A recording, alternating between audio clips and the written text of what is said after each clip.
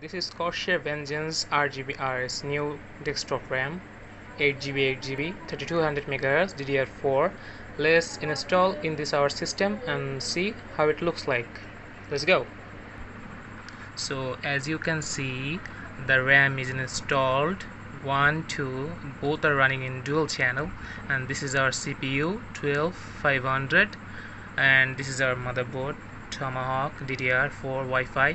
Let's fire this baby up and see how it looks like. Whoa, the two RAM stick is glowing. It looks really amazing, and then the CPU fan is also spinning, and really looks so nice to me. Oh, we have the Corsair logo on the middle. So now we are in the desktop and we will check the RAM configuration and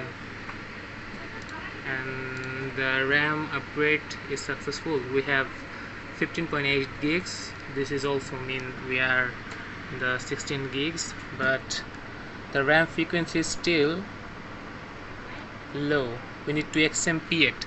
So that is why we need to go on the BIOS and hit enable the XMP profile. So let's go. So this is my motherboard BIOS looks like, and this is the normal mode. We need to go on the advanced mode, which is here. This is my MSI Mag motherboard BIOS. We need to go on OC, then we need to go the extreme memory profile. This is enable.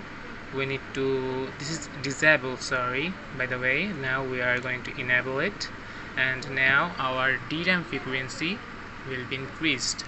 So now we need to leave, and yes, then wait some minute. The computer will automatically boot it up, and we will see the RAM XMP is also enabled. So now we are back in the desktop. We'll open the text manager and the profile, then we will see, boom, 3200 MHz, and our RAM is 16 gigs. So thank you for watching. Have a nice night.